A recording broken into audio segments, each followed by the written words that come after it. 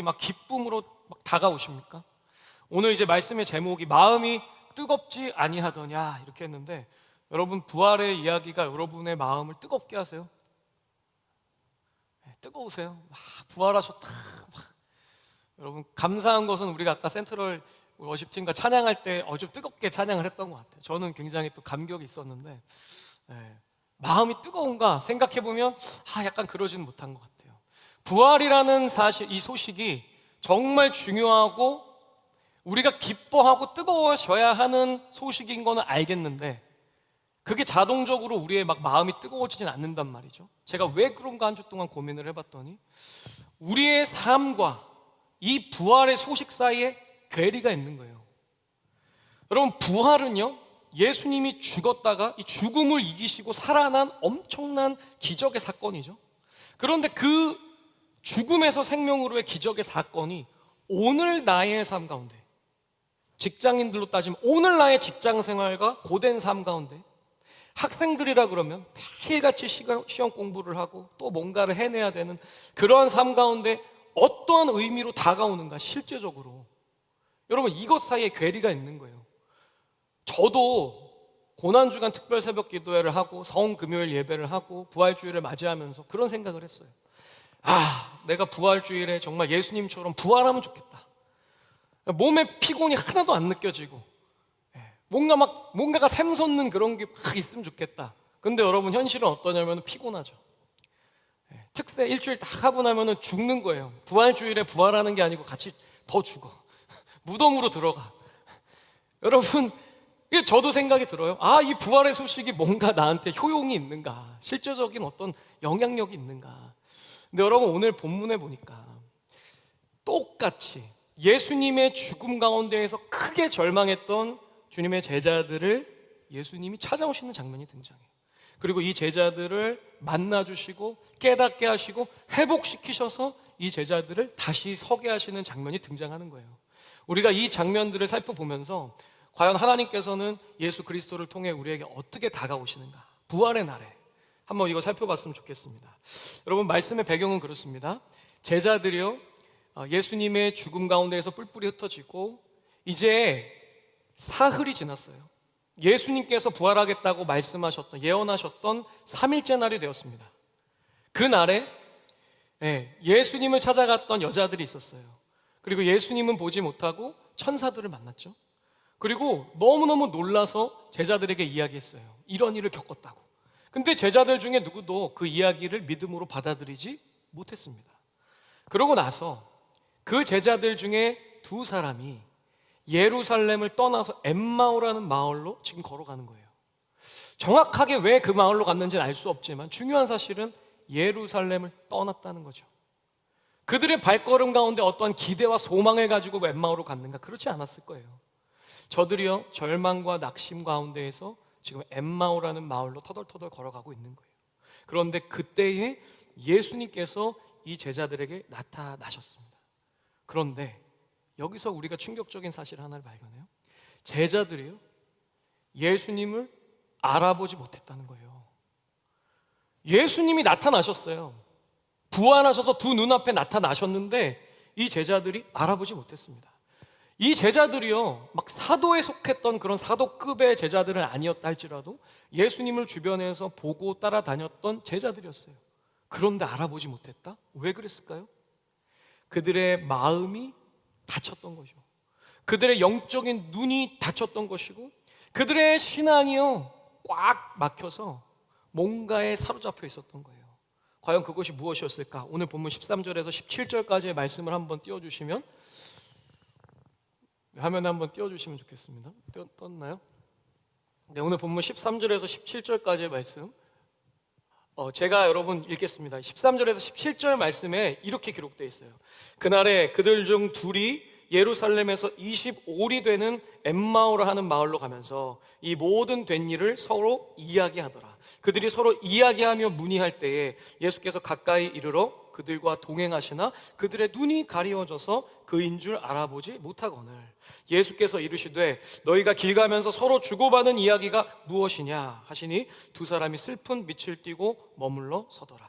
이 말씀 가운데 여러분 반복되는 한 단어가 있어요. 뭐냐면 이야기라는 단어예요. 이야기. 오늘 엠마오로 가는 두 제자가요, 그 길을 걸어가면서 이야기를 나누고 있었어요. 어떠한 이야기를 나누고 있었는가? 그 뒤에 이어진 말씀에 나오는데 예수님이 허무하게 죽었다는 이야기를 한 거예요. 야, 예수님이 죽었어. 야, 우리를 구원하고 이스라엘 구원할, 로마의 압제에서 우리를 회복시킬 메시아였는데 예수님 죽었어. 여러분, 그들의 기대와 소망이 산산조각난 거죠. 그들은요, 그들의 절망스러운 상황과 그들이 겪었던 비참한 현실을 이야기하고 있었어요. 여러분, 그들이 감당할 수 없는 이 현실에 눈앞에 보여진 이 상황을 그들이 이야기하면서 걸어가고 있었어요. 도무지 이해할 수 없는 이 이야기, 좌절과 절망의 이야기. 여러분, 그들은 그 이야기에 사로잡혀서 예수 그리스도를 알아보지 못했습니다. 여러분, 그런데 우리도 마찬가지예요. 우리가 세상을 살아가면서요, 우리 안에 세상의 이야기로 가득 차면요, 예수님을 볼 수가 없는 거죠. 우리 안에요, 우리 눈앞에 처해 있는 문제들만, 그 이야기만 가득하다면 여러분, 그 속에서 우리가 예수 그리스도를 발견할 수 없다는 사실이에요. 제가 청년들을 이렇게 만나다 보면 그 삶이 너무 고된 이야기들이 있어요. 그들을 괴롭히는 직장 상사에 대한 이야기, 그들의 이야기를 따라주지 않는 우리 팀원들의 이야기, 동료들의 이야기, 친구들의 이야기. 그런데 여러분, 우리가요, 밤낮 그 이야기만 한다면요, 그 안에서 예수 그리스도의 이야기를 발견할 수 없다는 거예요. 여러분, 다시 말하면 우리의 입술에 예수님의 이야기가 있어야 된다라고 하는 사실이에요. 우리가 신앙생활하면서 가장 많이 하는 실수, 삶과 믿음을 분리시키는 실수예요. 교회에서는요, 우리가 막 신앙적인 이야기를 해요. 예수님 이야기를 해요. 그런데 세상에 나가면 세상 이야기를 해요. 세상적인 이야기를 해요. 근데 너무 안타깝게 요새는 교회에서도요, 세상적인 이야기를 많이 해요.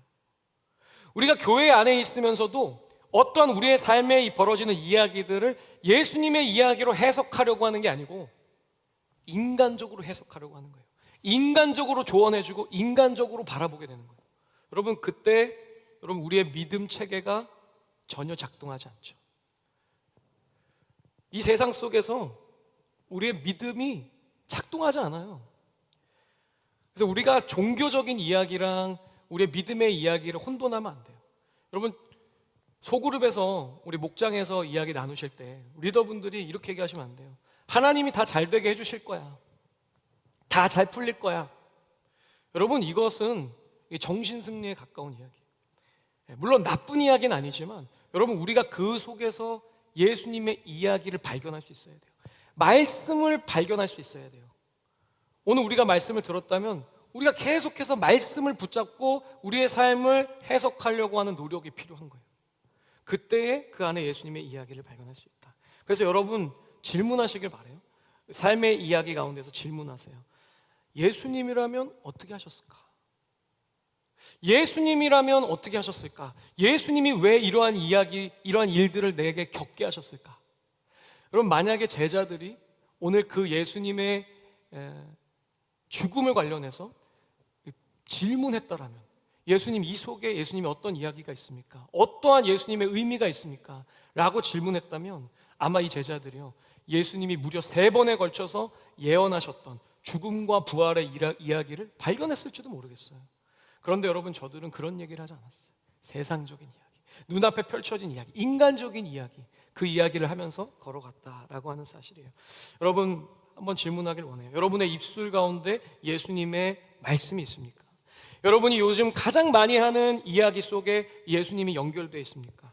아니면 그냥 삶과 믿음의 이야기가 분리되어 있습니까? 여러분이 삶이, 여러분의 입술이 예수님의 이야기로 가득 차시길 주님의 이름으로 축복합니다. 여러분, 오늘 본문에 또 이어서 보니까요, 이 제자들이요, 그렇게 인간적인 이야기, 세상의 이야기를 막 하면서 걸어가고 있는데 예수님이 그들 가운데 나타나셔서 이렇게 말씀하세요. 25절에서 27절까지 말씀이 있는데, 이르되 미련하고 선지자들이 말한 모든 것을 마음에 더디 믿는 자들이요. 그러니까 이 제자들을 책망하면서 얘기하는 거죠.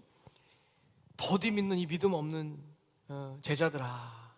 그런데 여러분, 이게 저는 책망으로 느껴지지 않아요. 왜냐하면 뒤에 이어진 말씀 때문에 그래요. 그리스도가 이런 고난을 받고 자기의 영광에 들어가야 할 것이 아니냐 하시고, 이에 모세와 모든 선지자의 글로 시작하여 모든 성경에 쓴 바 자기에 관한 것을 자세히 설명하시니라. 그럼 뭐라고 하죠? 지금 예수님께서 죽으시고 부활하신 그 부활의 사건을 깨닫지도 못하는 이 제자들, 그것을 이야기도 하지 않는 제자들에게 나타나셔서 그것을 이해할 수 있도록 가르쳐 주시고 자세하게 설명해 주셨다라고 기억해요. 여러분, 이것이 너무나 큰 은혜죠. 오늘 부활의 주님께서 우리에게 찾아오셔서, 야, 너네는 왜 그렇게 부활의 감격이 없니? 너네 왜 그 십자가의 고난이 너네에겐 없니? 라고 책망하시면서 우리를 정죄하시는 것이 아니고 그것을 깨달을 때까지 가르쳐 주시고 설명해 주시고 또 설명해 주시고 풀어 주신다는 거예요. 그럼 다시 말하면 우리는 예수님의 이야기를 하려고 노력하고 말씀을 붙잡으려고 노력해도 여전히 유한한 한계가 있는 존재들이에요. 믿음이 연약해요. 그러나 예수님께서는 우리 가운데 찾아오셔서 그 말씀을 가르쳐 주신다는 거예요. 오늘 본문에 보니까 미련하고 더딜지라도 여전히 그래도 그 신락 같은 믿음을 가지고 있었던 두 사람이요, 예수님을 만나고 말씀을 깨닫게 됩니다. 그런데 주목해야 될 점은 저들이요 예수님의 이야기를 이렇게 듣고 바로 예수님을 알아봤는가? 그렇지 않다는 거예요. 오늘 본문에 보니까 저들이요 예수님을 여전히 깨닫지 못하고 있어요. 그런데 예수님을 깨닫고 나서 저들이 했던 고백이 32절에 나오는데 굉장히 중요한 고백이에요. 32절 말씀이 혹시 있으면 우리 같이 한번 읽어보겠습니다. 시작. 그들이 서로 말하되 길에서 우리에게 말씀하시고 우리에게 성경을 풀어주실 때에 우리 속에서 마음이 뜨겁지 아니하더냐 하고. 아멘. 여러분, 뭐라 그러죠? 지금 이때는 어떤 때냐면 예수님이 말씀을 막 풀어주실 때예요. 저들이요 예수님의 이야기를 들으면서 아직 예수님이 부활하신 주님이신 것을 깨닫지 못했어요. 여전히 눈이 가려져 있었어요. 그런데 뭐라 그러죠? 그럼에도 불구하고 마음속에 뜨거움이 일어났다는 거예요. 여러분, 이것이 우리에게 큰 위로의 말씀이 되는 거예요. 우리가 이 말씀을 듣고 주일에 예배를 드리고 혹은 말씀을 묵상하고 성경을 통독하면서 예수님의 말씀이 막 깨달아지고 그것을 막 해석할 수 있게 되고 그렇게 되면 너무 좋겠지만 여러분, 그렇지 않을 때가 훨씬 더 많죠. 여전히 내 삶의 문제가 해석이 안 돼요. 답답한 거예요. 막 말씀을 붙잡고 기도하려고 하고 애써도요 여전히 답답한 거예요. 그런데 여러분, 주님 앞에 그 말씀을 붙잡으려고 하고 주님 앞에 기도하고 간구하는 예수님의 이야기를 찾아 나아가는 그 과정 속에서 주님께서 모든 답을 알게 하시진 않지만 그 마음속에 뜨거움을 주신다는 거예요. 그 마음속에 소망을 주시고 그 마음속에 알 수 없는 그 뜨거움 가운데에서 여전히 믿음의 길을 걸어갈 수 있는 힘과 용기를 주신다라고 하는 사실이에요. 여러분, 그러므로 여러분의 발버둥 치는 그 믿음의 현장은 너무나도 귀하고 가치 있는 현장이에요. 왜냐하면 그 속에서 예수님이 여러분에게 은혜 주실 것이기 때문입니다. 그리고는 여러분, 결국에는 이 제자들이요 예수님을 알아보죠. 여러분, 이 제자들이요 예수님을 알아보게 돼요. 그리고 저들의 눈이 밝아지는 놀라운 은혜를 경험하게 돼요. 그리고 나서 예수님이 갑자기 싹 사라지시는 거예요. 근데 여러분, 사라지시고 나서 이 이야기가 끝나는가? 그렇지가 않아요. 마지막에 우리 30절에서 33절까지의 말씀이 있는데 이 말씀을 자막이 있으면 우리 한 목소리로 함께 읽을 수 있을까요? 자막이 있나요? 네, 우리 한 목소리로 30절에서 31절 말씀 함께 읽겠습니다. 시작. 그들과 함께 음식 잡수실 때에 떡을 가지고 축사하시고 떼어 그들에게 주시니 그들의 눈이 밝아져 그인 줄 알아보더라. 예수는 그들에게 보이지 아니하는지라. 33절도 있나요 혹시? 33절도 읽겠습니다. 시작. 곧 그때로 일어나 예루살렘에 돌아가 보니 11 제자 및 그들과 함께한 자들이 모여 있어. 여러분, 뭐라고 하죠? 제자들이요 눈을 뜨니까 예수님이 사라지셨어요. 왜 사라지셨을까요? 이제 제자들이 영적인 눈을 뜨고 믿음의 걸음을 스스로 걸어갈 수 있는 상황이 됐잖아요. 그러니까 예수님이 사라지셨어요. 그러면 이제 뭐가 펼쳐지는 거예요? 지금까지는 예수님을 인지하지도 못했던 영적인 무지 가운데에서 저들이 영적인 무지가 깨우쳐졌다면 이제는 영안이 열린 것에서 그치는 것이 아니라 이제 움직여야 할 때인 거죠. 여러분, 오늘 제자들이요 예루살렘으로 곧 일어나 돌아갔다 이렇게 기록해요. 엠마오로 가던 제자들이요, 이제 엠마오로 더 열심히 걸어간 것이 아니고요, 방향을 틀어서 예루살렘으로 돌아가는 거예요. 사랑하는 여러분, 여러분이요 세상을 살면서, 직장 생활하면서, 학업을 하면서, 회사에서 회사를 이끌면서 많은 문제와 어려움을 만날 텐데요, 때로는 답답하고 힘들어도 말씀을 붙잡고 예수 그리스도의 이야기를 계속 찾아가는 거예요. 귀를 기울이는 거예요. 그런데 때로는 알지 못하지만 예수님께서 나타나셔서 그 안에 열정을 주시고 소망을 주시고 믿음을 부어주세요. 그리고 나서 우리가 예수 그리스도를 만난 그 순간에 여러분, 우리의 삶이요 변화하는 거예요. 여전히 똑같은 예루살렘이에요. 이 제자들이요 예루살렘에서 떠나왔어요. 그런데 또 예루살렘으로 가요. 그 예루살렘은 똑같아요. 그 자리에 있는 예루살렘이에요. 그런데 그들의 믿음의 모습이 달라진 거예요. 그 자리가 과거에는 절망의 자리였고 피하고 싶은 자리였고 도망쳐 나온 자리죠. 그러나 이제 그 자리는 소명의 자리가 되는 것이죠. 은혜의 자리가 되는 것이고 예수 그리스도를 만나는 자리가 되는 것이에요. 여러분, 여러분의 삶의 자리는 똑같습니다. 그렇죠? 달라지는 게 아무것도 없어요. 지난주에 경험했던 그 자리예요. 그런데 부활의 주님을 만나고 나서 돌아간 그 자리는 어떤 자리입니까?